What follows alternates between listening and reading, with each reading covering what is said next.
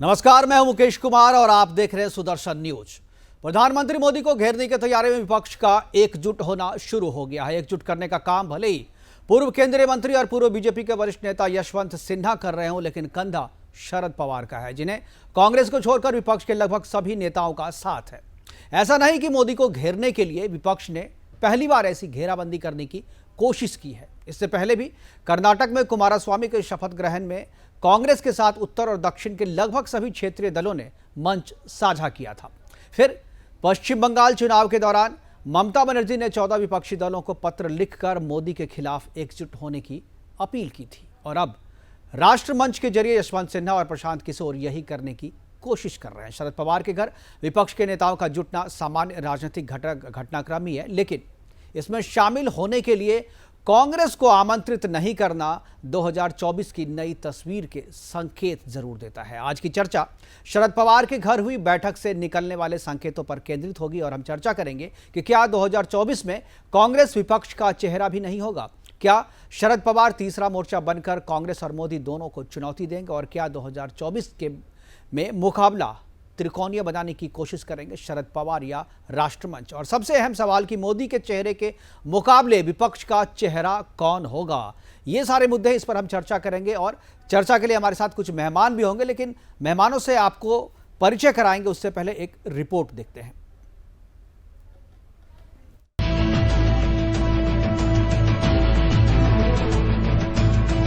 पश्चिम बंगाल में ममता की जीत के बाद से ही विपक्ष के हौसले बुलंद दिख रहे थे और तब से ही विपक्ष की कतार में खड़े नेताओं को एहसास होने लगा कि सभी मतभेदों को भुलाकर फिर साथ आए तो 2024 में बीजेपी को टक्कर दी जा सकती है। कुछ ऐसा ही ख्वाब देखकर दिल्ली में एनसीपी नेता शरद पवार के घर पर अहम बैठक का आह्वान किया गया, क्योंकि बंगाल से पहले महाराष्ट्र में बीजेपी को सत्ता से दूर करने में जिस तरह से शरद पवार ने अपना रोल निभाया और बीजेपी की सहयोगी शिवसेना को अपने साथ मिलाकर सरकार बना ली, उससे अधिकांश विपक्षी दलों को लगा कि 2024 में बीजेपी को टक्कर देनी है तो शरद पवार के पावर की जरूरत होगी।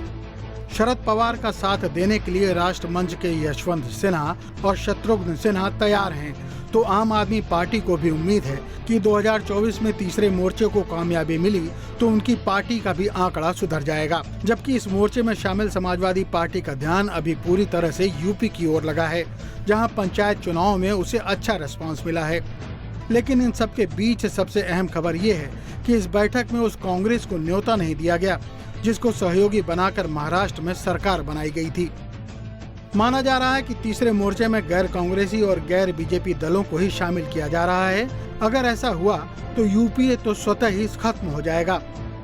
राज्यों में कमजोर पड़ती कांग्रेस को देखते हुए तीसरा मोर्चा बीजेपी ने की थी, उसी बात को आगे बढ़ाने की कवायद मुझे लगता है कि शरद पवार कर रहे हैं। जाने अनजाने जिस तरफ राजनीति जा रही है, वो लग रहा है कि कांग्रेस मुक्त भारत की स्थापना करने के लिए मोदी की सहायता करने जा रहे हैं शरद पवार। अभी तक जो तीसरे मोर्चे की तस्वीर बन रही है उससे तो करीब करीब यही साबित हो रहा है। हमारे साथ बात करने के लिए बृजमोहन श्रीवास्तव है, राष्ट्रीय प्रवक्ता है एनसीपी के। इसके अलावा हमारे साथ राजनीतिक विशेषज्ञ के तौर पे अविनाश सिंह होंगे और इसके अलावा बीजेपी से खेमचंद शर्मा और अनुज अत्रे होंगे कांग्रेस की तरफ से। हमारे सभी मेहमानों का हम स्वागत करेंगे, लेकिन फिलहाल शुरुआत मैं एनसीपी के राष्ट्रीय प्रवक्ता से करूंगा। बृजमोहन श्रीवास्तव जी, स्वागत है आपका।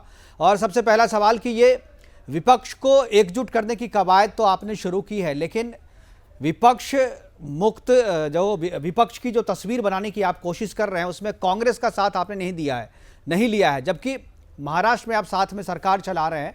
तो कांग्रेस से क्या महाराष्ट्र में आपकी बन नहीं रही है, या जो नई तस्वीर 2024 की आप लोग तैयार करना चाहते हैं उसमें कहीं भी कांग्रेस के लिए कोई जगह आप रखना नहीं चाहते हैं? ये जो बैठक हो रही है, ये बैठक क्या कांग्रेस को अलग करने के लिए बैठक है या 2024 में मोदी के विकल्प को तलाशने के लिए यह बैठक है? मुकेश जी, सबसे पहले तो मैं समूह को नमन करता हूँ जी। आपने बहुत सारे प्रश्न अपने इस उद्बोधन में दिए हैं, तो मैं एक एक करके बताता हूँ। सबसे पहले तो ये कि महाराष्ट्र की जो सरकार है उसपे किसी भी प्रकार का कोई व्यवधान नहीं है और किसी प्रकार का मत भिन्नता नहीं है।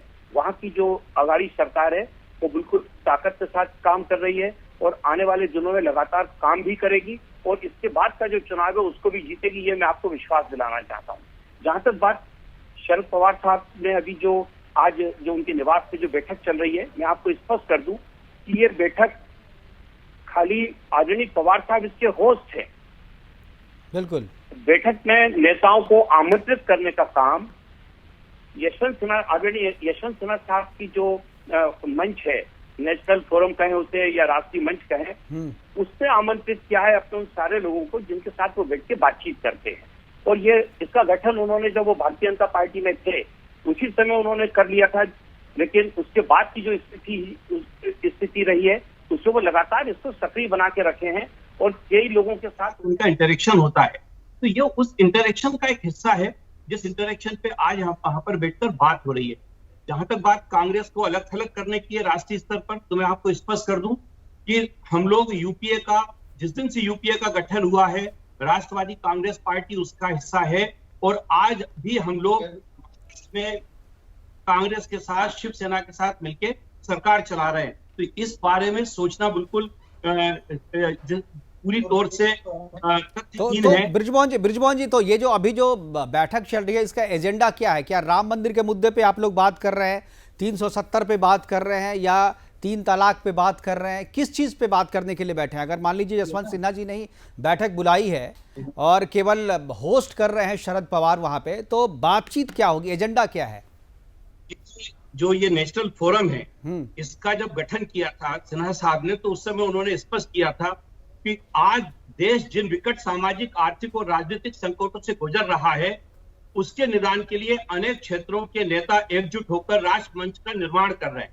तो उनका जो उद्देश्य है बिल्कुल स्पष्ट है कि जो, और ये बात बिल्कुल सच है कि आज देश में जो स्थिति है, आप देखिए कि जिस प्रकार से सुप्रीम कोर्ट को और हाई कोर्ट्स को, विभिन्न राज्यों के हाई कोर्ट्स को जिस प्रकार से निर्णय लेना पड़ा, जिस प्रकार से उनको सामने आकर सरकार को सचेत करना पड़ा, सरकार को इंगित करना पड़ा, तो इससे लगता है कि देश में इस समय स्थिति ठीक नहीं है। क्योंकि जब कोर्ट को स्वयं को आके अपनी कोई बात कहना पड़े तो इसका मतलब स्पष्ट है कि स्थिति बहुत विकट हो चुकी है। तो इन्हीं मुद्दों पे बात होना है आज सबसे पहले, क्योंकि इस समय देश की सबसे बड़ी जो समस्या है वो कोरोना और कोरोना की जो आने वाली तीसरी लहर है वो है। इसके अलावा चूंकि भारतीय जनता पार्टी लगातार राजनीतिक एजेंडे पे काम कर रही है, उनका वो उत्तर प्रदेश के मुद्दे पे बात कर रहे थे, तो हो सकता है वहां पर इसके राजनीतिक मुद्दों पे भी बात हो। तो मेरा आपसे ये कहना है कि आज अभी तत्काल इस मामले में बहुत ज्यादा कयास लगाना शायद ठीक नहीं होगा। और चूंकि कांग्रेस के नेताओं को भी उसमें आमंत्रित किया गया है, विवेक तन्खा साहब को उसमें आमंत्रित किया गया, आदरणीय कपिल सिब्बल साहब को भी आमंत्रित किया गया था, आदरणीय मनीष तिवारी जी को भी आमंत्रित किया। तो ये कहना गलत है कि यह कोई ऐसा नहीं, यही मैं आपके मुंह से सुनना चाह रहा था कि आपने जो G23 मैं नहीं कहूंगा क्योंकि जतिन जी तो आ गए बीजेपी में, जितिन जी, तो G22 के जो नेता है उनको तो आमंत्रित किया है, लेकिन जो कांग्रेस, जो राहुल गांधी हैं, चाहे सोनिया गांधी हैं, जो अभिषेक मनु सिंघवी है, यानी जो सोनिया गांधी, प्रियंका गांधी, राहुल गांधी के खेमे के जो नेता है, उनको आपने आमंत्रित नहीं किया है इस ग्रुप में। नहीं मुकेश जी, मैं फिर आपसे असहमत हूं। यहाँ पर मैंने आपसे पहले कहा कि जो लोग पहले दिन से आदरणीय यशवंत सिन्हा साहब के फोरम से जुड़े हुए हैं, उनमें ये भी कांग्रेस के नेता थे, तो उन्होंने अपने उन लोगों को आमंत्रित किया है जो पहले दिन से उनके साथ काम कर रहे हैं, उनको उन्होंने आमंत्रित किया। तो इसको किसी राजनीतिक चश्मे से देखना या ये कहना कि कांग्रेस को आमंत्रित नहीं किया या कांग्रेस को साइड ट्रैक कर दिया, मैं सोचता हूं ऐसी स्थिति बिल्कुल भी नहीं है। ये बात तो आपने गलत कर दी। जो आप शरद यादव के यहाँ बैठक हो रही है, प्रशांत किशोर इस बैठक से पहले 2 बार बात करते हैं, प्रशांत किशोर बाहर आके कहते हैं कि हार्डकोर पॉलिटिकल मुद्दे पर बातचीत हो रही है, और आप कह रहे हैं पत्रकारों को कि इसको पॉलिटिकल चश्मे से ना देखें। मुझे लगता है कि ये नाइंसाफी होगी आपकी ऐसा बोलना। मैं खेमचंद जी के पास जाना चाहूँ। खेमचंद जी, क्या आपको लगता है कि ये जो बैठक हो रही है शरद पवार के घर पे, क्या ये कांग्रेस का पावर कट करने के लिए या कांग्रेस को विपक्ष का चेहरा भी नहीं रखने के लिए या किसी प्रयास कर रहे हैं और अपने पर्सनल गोल के लिए वो मीटिंग करके अपने को रिवाइव करने की कोशिश कर रहे हैं? वो लोग घबराए हुए हैं। जिस तरीके से मोदी जी ने तेजी से वैक्सीनेशन अभियान को चलाया है, जिस तरीके से 21 जून को आपने देखा 87 लाख से ज्यादा लोगों को वैक्सीनेशन हुआ है, और उसमें कुछ प्रदेश जो ग्रामीण परिवेश में आते हैं जैसे मध्य प्रदेश, 16 लाख से ज्यादा वैक्सीनेशन उसमें 21 तारीख को हुआ है। ये हमें कॉन्फिडेंस भी देता है कि भारत 1 करोड़ से ज्यादा वैक्सीनेशन डेली लगा भी सकता है और भारत लगा के दिखा भी सकता है। और मैं आपको बताऊं, ये लोग घबराए हुए हैं, ये लोग मोदी जी से ईर्ष्या रखते हैं, इसीलिए अलग अलग समय अलग अलग ग्रुपिंग करके भिन्न भिन्न प्रकार की बातें करते हैं। लेकिन मोदी जी को इससे कोई ज्यादा फर्क नहीं पड़ता। मोदी जी अपना जो अच्छा काम है वो लगातार करते जा रहे हैं, करते रहेंगे। लोगों में जो उनका विश्वास है वो बढ़ता जा रहा है। वो वैक्सीनेशन भी तेजी से करवा रहे हैं, वो फ्री फूड भी सबको दे रहे हैं, वो जो हमारी इकोनॉमी फ्रंट है उसमें भी मजबूत कर रहे हैं। जो मेड इन इंडिया, हमारा जो डिफेंस होना चाहिए, हमारी जो सिक्योरिटी होनी चाहिए, हमारा जो प्रोडक्शन होना चाहिए, उसमें भी जोरदार तरीके से लगे हुए हैं। इंफ्रास्ट्रक्चर डेवलपमेंट भी जोरदार तरीके से चल रहा है। बॉर्डर्स पे जो रोड, जो पुल या सुरंग बननी चाहिए, उसका काम भी तेजी से चल रहा है। मैं ऐसा मानता हूं कि ये जो इतने भी प्रयास चल रहे हैं वो आने वाले इलेक्शन में अपनी जो पर्सनल राजनीति है उसको चमकाने के लिए चल रहे हैं, ना कि खेमचंद जी, क्या आपको लग रहा है ये जो बैठक चल रही है, जो कांग्रेस को अलग करके जो एक मोर्चा बनाने की कोशिश या एक जो मंच बनाने की कोशिश की जा रही है, क्या आपको लगता है कि बीजेपी के लिए ये यही अच्छा है, यही स्थिति अच्छा है? क्योंकि अगर मुकाबला 2024 में त्रिकोणीय हो तो बीजेपी को जीतने में आसानी होगी। देखिए, भारतीय जनता पार्टी ऐसा सोचती है, जिस तरीके से भारतीय जनता पार्टी ने कंस्ट्रक्टिव विपक्ष की भूमिका निभाई थी और जहां पे जरूरत थी सरकार को सहयोग देने का काम किया था, हम ऐसा सोचते हैं कि विपक्ष को कंस्ट्रक्टिव विपक्ष होना चाहिए, चाहे वो कांग्रेस का विपक्ष हो चाहे अन्य दलों का विपक्ष हो। लेकिन आज स्थिति यह है कि कांग्रेस तो 100% नेगेटिव राजनीति में डूबी हुई है। इसी कारण जो क्षेत्रीय दल हैं, जो छोटे छोटे दल हैं, वो भी उनसे दूर भाग रहे हैं, वो भी उनसे दूर होना चाहते हैं और कहीं ना कहीं वो अपने एक कॉमन फ्रंट पे आके अपनी राजनीति को आगे बढ़ाना चाहते हैं। और इसमें कोई बुराई भी नहीं, सबको अपना अधिकार है, वो अपने ग्रुप बना सकते हैं, अपना प्लेटफॉर्म बना सकते हैं और अपने प्लेटफॉर्म बना के अपनी बातें रख सकते हैं। लेकिन उद्देश्य सकारात्मक होना चाहिए, उद्देश्य सहयोगात्मक होना चाहिए, उद्देश्य जनता की भलाई होना चाहिए, देश को आगे ले जाना होना चाहिए, ना कि राहुल गांधी जी की तरह हर समय भटकाना, लटकाना और सिर्फ झूठ बोलना और सिर्फ भय का माहौल पैदा करके लोगों में डर पैदा करना। और हमने देखा किस तरीके से कुछ नेता जब महामारी पीक पे थी सिर्फ और सिर्फ डर फैलाने का काम कर रहे थे, उनके डर की वजह से भी हजारों जाने गई। ठीक है, ठीक है। खेमचंद जी, हमारे साथ अनुज अत्रे जी जुड़ गए हैं, कांग्रेस की तरफ से देर से जुड़े हैं। अत्रे जी, सबसे पहले तो स्वागत है आपका और मैं जानना चाहूंगा आपसे, पहली प्रतिक्रिया लेना चाहूंगा कि ये जो बैठक चल रही है शरद पवार के घर पे, विपक्ष की बैठक, विपक्ष के बहुत सारे नेता, लेकिन कांग्रेस की तरफ से कोई भी नेता नहीं है, आमंत्रित नहीं किया गया था। क्या आपको लगता है कि जो 2024 की लड़ाई है उसमें कांग्रेस से अलग या कांग्रेस के नेतृत्व में विपक्ष एकत्र होना नहीं चाहता है, कांग्रेस की लीडरशिप में विपक्ष का विश्वास नहीं है? देखिए, मुझे लगता है कि ये हर चीज को जो है अपने अपने लोग तरीके से आकलन करते हैं। आज ये जो शरद पवार जी की यहाँ जो बैठक हुई है, तो जरूरी नहीं है कि ये लोग स्वतंत्र दल हैं, क्षेत्रीय दल हैं, अपना समय समय पर अपने हिसाब से अपने चुनाव भी लड़ते हैं, अलग चुनाव भी लड़ते हैं, साथ भी होकर के चुनाव लड़ते हैं और आपस में लोग मिल बैठ कर अगर कोई विचार विमर्श कर रहे हैं तो मुझे लगता है इसके कोई गलत अर्थ नहीं निकालना चाहिए। कांग्रेस पार्टी एक राष्ट्रीय दल है। पूरे जब देश के जब चुनाव होंगे, जब आम चुनाव होंगे, तो इन सबको पता है कि ये लोग कहाँ खड़े हैं, बिना कांग्रेस के क्या कहीं पर स्टैंड कर सकते हैं, क्या बिना कांग्रेस के भारतीय जनता पार्टी से आज लड़ाई लड़ी जा सकती है? क्योंकि देश की जनता राष्ट्रीय परिप्रेक्ष्य में किसी को देखती है तो कांग्रेस पार्टी की तरफ ही देखती है और कांग्रेस की तरफ ही आज की डेट में देख रही है कि भारतीय जनता पार्टी से अगर कोई निजात दिला सकता है, इस देश को वापस विकास की डगर पे कोई पार्टी ला सकती है, किसी की सरकार ला सकती है, तो कांग्रेस के नेतृत्व वाली सरकार ला सकती है। ये अलग बात है कि आज बिल्कुल ये ऐसा कांग्रेस तो ऐसा सोचती है, कांग्रेस तो ऐसा सोचती है, लेकिन जो दूसरे क्षेत्रीय दल है जो आपके यूपीए में आपके साथ हैं, यूपीए के घटक दल हैं, उन्हीं के नेतृत्व पे में हो रहा है, वही होस्ट कर रहे हैं प्रोग्राम को, वही बैठक को होस्ट कर रहे हैं और आप ही को नहीं बुलाया है, तो फिर आपको कैसे लगता है कि वो आपकी तरफ देख रहे हैं? वो तो आपकी तरफ से निजात कांग्रेस से निजात पाना चाहते हैं, इसलिए वो अलग बैठक कर रहे हैं। देखिए, मुझे लगता है इस तरह से नहीं बोलना चाहिए कि आपको नहीं बुलाया। कोई कांग्रेस कोई आतुर नहीं है किसी की बैठक में जाने के लिए। कांग्रेस अपने आप में बहुत बड़ा संगठन है, कांग्रेस का अपना एक इतिहास है, वर्तमान है और भविष्य है। तो ये लोग अगर मिल रहे हैं, बैठक कर रहे हैं, कुछ अपना विचार विमर्श कर रहे हैं तो करने दीजिए, हमें तो कोई आपत्ति नहीं है। आप लोगों को क्यों आपत्ति हो रही है या भारतीय जनता पार्टी के पेट में क्यों दर्द हो रही है? अगर वो लोग मिल रहे हैं, कांग्रेस पार्टी को तो कोई आपत्ति नहीं, करने दीजिए बैठक। जहां तक जब चुनाव का समय आएगा, जब कुछ देखा जाएगा, कांग्रेस के नेतृत्व वाली सरकार में, कांग्रेस के नेतृत्व वाले गठबंधन में जो समान विचारधारा वाले दल जो लोग शामिल होना चाहेंगे, जो हमारे कॉमन मिनिमम एजेंडा के तहत हमारे साथ चुनाव लड़ने में शामिल होना चाहेंगे, जो उसके लिए सहमत होंगे, वो साथ लड़ेंगे। जो लोग अपने एजेंडा पे चुनाव लड़ना चाहते हैं वो स्वतंत्र हैं। तो हमारे बिल्कुल अविनाश जी हमारे साथ हैं, पॉलिटिकल एनालिस्ट है। अविनाश जी, क्या आपको लगता है, आपने इतने चुनाव देखे हैं, इतने लोकसभा, इतने विधानसभा, बहुत सारे अनुभव है आपको चुनावों को देखने का और उनका विश्लेषण करने का, ये जो तीसरे मोर्चे की कवायद जो अक्सर लोकसभा चुनाव हो या विधानसभा चुनाव हो, राज्य में हो या केंद्र में हो, तीसरा मोर्चा अक्सर बनता है, लेकिन तीसरे मोर्चे का जो इतिहास भारत में रहा है पिछले कुछ दिनों से सफल नहीं रहा। अगर 1989 के बाद अगर कहें, बीपी सिंह के बाद जो है कोई भी तीसरा मोर्चा का नेता है वो सत्ता तक नहीं पहुंच पाए। क्या आपको लगता है कि तीसरा मोर्चा का जो फार्मूला संदर्भ में आपने सवाल पूछा, ये जो लोग आज इकट्ठा हो रहे हैं 19 पार्टी से, 18 पार्टी से, कुछ लोग बाहर से भी बुलाए गए हैं, उन लोगों ने कभी न कभी अपने वक्तव्य में ये लाइन बोला है that third front is a failed experiment. खुद बोला है, शरद पवार ने भी बोला है, और जितने भी लोग आज मोर्चाबंदी कर रहे हैं, ये पीके साहब ने कल मुलाकात की, आज ये मोर्चाबंदी की बातें हो रही हैं, पर आज भाजपा के प्रवक्ता भी यहाँ है और एनसीपी के प्रवक्ता भी यहाँ है और कांग्रेस के प्रवक्ता भी यहाँ है। मैं तीनों से छोटा छोटा सवाल ये पूछना चाहूंगा अपने एक्सपीरियंस के आधार पे, एनसीपी पार्टी क्यों बनी? एनसीपी पार्टी इसलिए बनी थी क्योंकि एंटोनियो माइनो उस सोनिया गांधी के इटालियन मूल की होने की वजह से एनसीपी बनी थी। आज देखिए वो कहाँ खड़े हैं। तो कांग्रेस वो अपने वो सिमट के 44 से 52 पे आ चुकी है, उसका कोई वजूद नहीं है।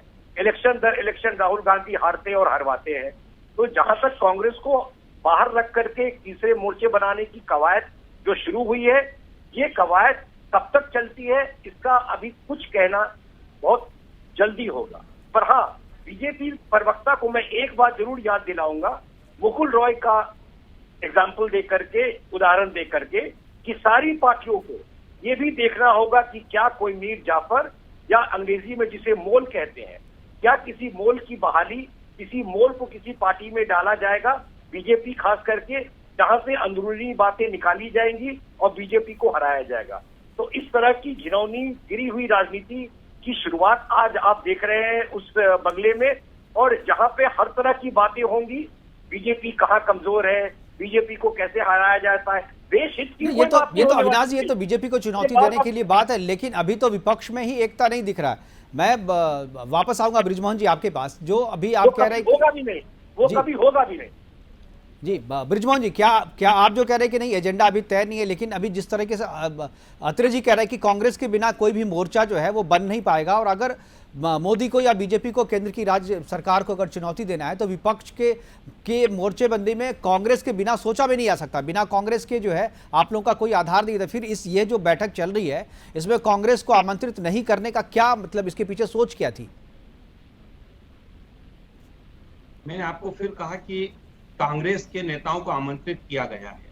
जहां तक आप जो बात कह रहे हैं कि हिंदुस्तान में सबसे बड़ा, भारतीय जनता पार्टी के बाद जो सबसे बड़ा राजनीतिक दल है वो कांग्रेस है, क्योंकि उसको अभी 2019 के चुनाव में 12 करोड़ वोट मिले हैं। तो कोई भी शक्ति अगर जो वर्तमान केंद्र सरकार के समानांतर खड़ा होना चाहती है, निश्चित रूप से कांग्रेस के लिए बगैर या कांग्रेस के साथ के बगैर वो मोर्चा तैयार नहीं हो सकता है। इसमें कोई गलत बात नहीं है।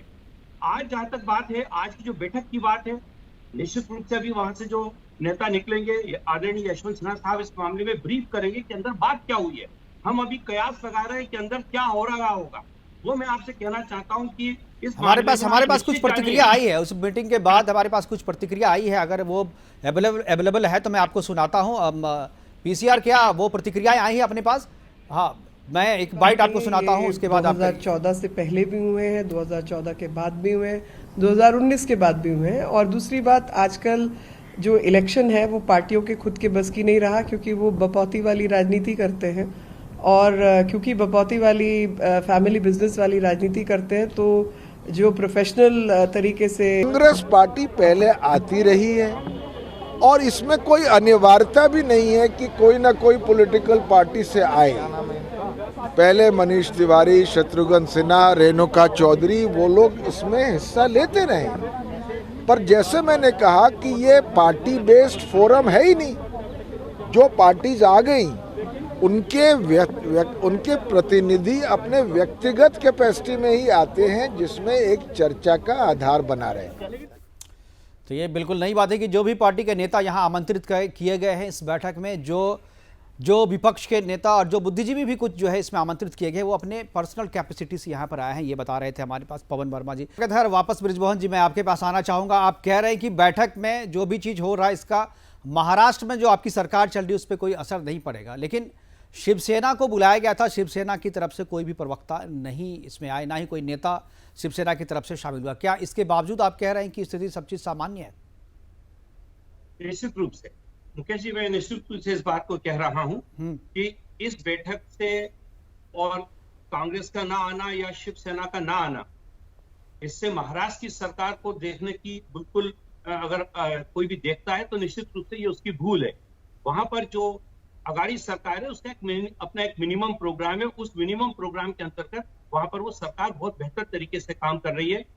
इस बात को खाली मैं नहीं कह रहा हूं, इस बात को सुप्रीम कोर्ट ने माना है, देश के विभिन्न राज्यों ने माना है। नहीं, सरकार ठीक है, काम सही कर रही है, सुप्रीम कोर्ट ने माना, मुझे इस बात से कोई इनकार नहीं है, आप जो कह रहे हैं मैं मान रहा हूं, लेकिन सरकार में सब चीज ठीक चल रहा है, इस बात को मैं मानने के लिए तैयार नहीं हूं। मैं अत्रे जी के पास जाऊंगा, अनुज अत्रे जी के पास। अत्रे जी, एक सेकंड, जब आप ये मुकेश जी, जब आप ये कह रहे हैं कि सरकार अच्छी चल रही है, नहीं, मैंने कहा जी कि सुप्रीम कोर्ट ने या मुंबई हाई कोर्ट ने अगर कहा है कि सरकार ठीक चल रही है तो मुझे कोर्ट के डिसीजन पे कुछ नहीं बोलना है, मैं उसको मानता हूं। मैंने ये कहा है सरकार अच्छी चल रही है, बुरी चल रही है, ये मैंने भी आकलन किया नहीं है, इसलिए मैं इस पर कुछ बोल नहीं सकता। अनुज अत्रे जी के पास में जाना चाहूंगा। अनुज जी, कांग्रेस को बुलाया नहीं गया, शिवसेना आई नहीं, क्या सब चीज सही चल रहा है महाराष्ट्र में? नहीं, निश्चित तौर पे महाराष्ट्र में अगर कुछ दिक्कत आ रही होती तो मुकेश जी मुझे लगता है आप लोगों तक सबसे पहले खबर आती, और ये प्रश्न आप मुझसे नहीं पूछ के आप तो खुद ही खबर क्रैक कर देते। तो जब आप नहीं, मैं खबर आई है तभी तो मैं पूछ रहा हूँ। शरद पवार बैठक करते हैं, कांग्रेस को बुलाते नहीं है, शिवसेना आती नहीं है, तीन ही आदमी का गठबंधन है वहां पे, तो तीनों में खटपट है। मुंबई में बैठक चल रही है, पहले भी खबर आ चुकी है। क्या आप लोग, और बीएमसी का चुनाव है, बीएमसी के चुनाव में भी तीनों आप लोग साथ में लड़ेंगे, अलग अलग लड़ेंगे, ऐलान कर चुके हैं आप लोग, कांग्रेस भी ऐलान कर चुकी है जो हम अकेले लड़ेंगे चुनाव अगला, तो फिर जी वर्तमान का दौर जो है अब गठबंधनों का दौर है, गठबंधन के साथ सरकार चलाने का दौर है, और गठबंधन की अपनी कुछ मर्यादाएं होती हैं, गठबंधन के अपने कुछ धर्म होते हैं, और कहीं ना कहीं अपनी मजबूरियां भी होती हैं, और गठबंधन में रह करके कुछ ना कुछ लोगों की जो है पाबंदियां भी होती हैं। तो इसी प्रकार से जैसे कि गठबंधन में आप एक सरकार में रह रहे हैं तो जरूरी नहीं है कि दूसरी जगह आपको साथ लड़ना पड़ेगा या साथ भी रहना पड़ेगा। आज शरद पवार जी ने कुछ सोच करके अपने कुछ समान विचारधारा वाले लोगों को बुला के कुछ टटोलने की उन्होंने कोशिश की होगी, कुछ देश के हालात पर चर्चा करने की कोशिश की होगी, लेकिन ये जितने भी दल आज वहां पर इकट्ठे हुए हैं, शरद पवार जी को भी पता है कि अगर 2024 के चुनाव के परिप्रेक्ष्य में ये बैठक बुलाई गई है तो अकेले एनसीपी देश में सरकार नहीं बनाने में संभव है। अगर वो जीत भी जाएंगे चुनाव, महाराष्ट्र में जितनी सीटों पे लड़ेंगे तो भी नहीं बन सकते, और भी अन्य दल जो आए उनको पता है कि नहीं बन सकते। ये सब पांचों दल एक साथ भी मिल जाए तो भी नहीं चुनाव सरकार बना सकते। कहीं ना कहीं राष्ट्रीय परिप्रेक्ष्य में कांग्रेस के बिना कल्पना नहीं की जा सकती, और कांग्रेस के साथ ही, कांग्रेस के ध्वज तले और कांग्रेस के गठबंधन के तले ही चुनाव लड़ने में ही इनको लाभ मिल सकता है। अगर अकेले लड़ना चाहते हैं तो स्वतंत्र है, किसने रोका है? उससे पहले भी अकेले चुनाव लड़ चुके थे ये। 2004 में जब चुनाव अकेले लड़े थे और जब कांग्रेस की सब सरकार बनी थी तो फिर हमारे साथ आ गए थे ये लोग। तो जब अब चुनाव होंगे, क्योंकि मतलब आप कह रहे हैं कि कांग्रेस मजबूरी है, कांग्रेस के बिना विपक्ष का जो है कोई चेहरा नहीं हो सकता, विपक्ष की कोई रणनीति बिना कांग्रेस के पूरी नहीं होगी, ये आप कहना चाह रहे हैं? मुकेश जी, मजबूरी नहीं है, देश के लिए जरूरी है कांग्रेस। जो हालात इस समय देश में बन रहे हैं, जो ये 7 साल की मोदी सरकार की जो नाकामयाबियों की वजह से देश की जनता भुगत रही है, जो देश भुगत रहा है, जो कोरोना महामारी की वजह से इस सरकार की इन्हें गलत, ये बात तो आप लोग 2019 में भी कह रहे थे, लेकिन जनता ने तो आपकी बात सुनी नहीं। 2019 की लड़ाई भी आप इसी तरीके से लड़ रहे थे कि भाई ऐसा नहीं है। ये बात जो भारतीय जनता पार्टी वाले कहते हैं कि उसी बात को हम दोहराएं कि आपने जो इस तरह से लड़ा था, लेकिन जनता को नासमझ नहीं सुनना चाहिए, और जनता ने अगर इनकी बात पे विश्वास करके इनको वोट दिया है तो जनता को धोखा नहीं देना चाहिए। जो काम ये वर्तमान की सरकार कर रही है, जो तानाशाही तरीके से सरकार चला रहे हैं, देश को चला रहे हैं, जो अपने हिसाब से देश को बर्बाद करने पर तुले हुए हैं, तो क्या जनता को बर्बादी से बचाने के लिए कांग्रेस की जिम्मेदारी नहीं है? और क्या जनता को मालूम नहीं हो गया कि जनता का निर्णय गलत था, जनता स्वीकार कर रही है? आज जाके देखिए क्यों तमाम तरह के सर्वे। एक चीज मैं कहूंगा, देखिए मैं अविनाश जी से राय लेना चाहूंगा इसमें। अविनाश जी, इससे पहले जब भी तीसरा मोर्चा बना है वो सफल नहीं हुआ, लेकिन 1989 में वीपी सिंह के नेतृत्व में जो बना था, जो एनटी रामाराव के थे संयोजक उसके और कन्वेनर लगता है, विपक्ष में चेहरे को लेकर के सहमति नहीं है। इसके कारण जो है विपक्ष की रणनीति कमजोर पड़ती है। क्या आपको लगता है कि विपक्ष एक जब तक चेहरा नहीं चुनेगा तब तक यह चुनौती जो है वो अधूरी मानी जाएगी? अविनाश जी। बिल्कुल सही मुकेश जी, बिल्कुल सही मुकेश जी, आपका कहना बिल्कुल वाजिब है। चेहरा बहुत जरूरी होता है, पर जो आपने वीपी सिंह का एग्जाम्पल लिया उसमें एक चीज और मैं आप जोड़ूंगा, चेहरे के साथ साथ मुद्दा भी करप्शन का था और वीपी सिंह इन सब चीजों से बहुत ही पाक साफ व्यक्ति थे। करप्शन की बात अगर उन्होंने उठाई तो उन्होंने प्रूव किया कि वो बिल्कुल करप्ट नहीं थे और उन्होंने वो लड़ाई लंबी लड़ी और अंतिम दम तक लड़ी। ये जो नेता आज बंगले में बैठे हैं, इनमें से कौन सा चेहरा है जो बेदाग है? चाहे वो शरद पवार ही क्यों ना हो, क्या वो बेदाग चेहरा है? क्या यशवंत सिन्हा बेदाग चेहरा है? क्या कुलकर्णी साहब जो वहां गए हुए हैं, सुधींद्र कुलकर्णी, वो बेदाग चेहरा है? माफ कीजिएगा, उनका तो मुंह भी काला कर दिया गया था। तो वो जो मुद्दा जो है इनका, मोदी विरोध और देश विरोध का जो मुद्दा है, वो पब्लिक जानती है। ये चेहरा ये चुन ले, ये मुद्दा चुन ले, पर ये हिंदुस्तान की जनता और विश्व की जनता ये बेवकूफ नहीं है। ये जानती है कि आज अगर भारत अपने 213 या 216 करोड़ लोगों को वैक्सीनेशन देने की सामर्थ्य की बात करता है और पूरा भी करेगा, जैसे कि कल शुरुआत हुई है, तो वो मोदी जी की वजह से है। तो इन सबको अपना चेहरा। अविनाश जी, मैं आपको रोकना चाहूंगा। यशवंत सिन्हा अभी बोल रहे हैं, विचलित बैठक खत्म हुई है, उसके बाद यशवंत सिन्हा क्या बोल रहे हैं मैं सुनाऊंगा, उसके बाद उस पर प्रतिक्रिया लूंगा अपने मेहमानों से। जो यहाँ उपस्थित हैं 3 साथी, मजीद साहब, घनश्याम तिवारी और पवन वर्मा। पवन, ये 3 लोग विस्तार से आपको ब्रीफ करेंगे जो 2.5 घंटे का डिस्कशन हम लोगों का हुआ उसके बारे में, और इसलिए आप लोग धैर्य रखिए, सारी बात बताई जाएगी और सारे सवालों का जवाब दिया जाएगा। लेकिन एक सवाल का बस सर, एक सवाल का जवाब आप दे दीजिए। नहीं, हम अभी कुछ तो यशवंत सिन्हा जो बोल पाया इस बार अभी नहीं सुना पाया, अगले बुलेटिन में आपको जरूर सुनाऊंगा। लेकिन जो बात कह रहे थे, जो नेता सामने आए हैं, एक चीज मैं खेमचंद जी मैं आपके पास आना चाहूंगा। जिस तरीके से ये बातचीत हुई है, जिस तरह बातचीत के बाद जो है जसवंत सिन्हा बाहर आकर के बोल रहे हैं, कोई भी बड़ा नेता, शरद पवार की तरफ से प्रतिक्रिया नहीं है। ये जो बात बोलने के लिए आए हैं, जेडीयू की तरफ से जो है नेता वो आए हैं, घनश्याम तिवारी आए हैं जो कि प्रवक्ता है समाजवादी पार्टी के। क्या आपको लगता है ये जो बैठक हुई है ये एक तरीके का एक्सपेरिमेंट है कि विपक्ष के कौन कौन से नेता साथ आ सकते हैं? क्योंकि जितने भी लोग इसमें आए, मुझे नहीं लगता कि कोई गंभीर है, कोई बड़ा नेता इस बैठक में शरद पवार के अलावा जो है कोई बड़ा नेता शामिल हुआ है इस बैठक में। खेमचंद जी, बनाने का चेहरा नहीं है, देश के हित के लिए चेहरा नहीं है। खेमचंद जी की आवाज मिल रही है आपको? मोदी विरोध के चेहरे। आवाज आ रही है मेरी? जी जी जी, बोलिए।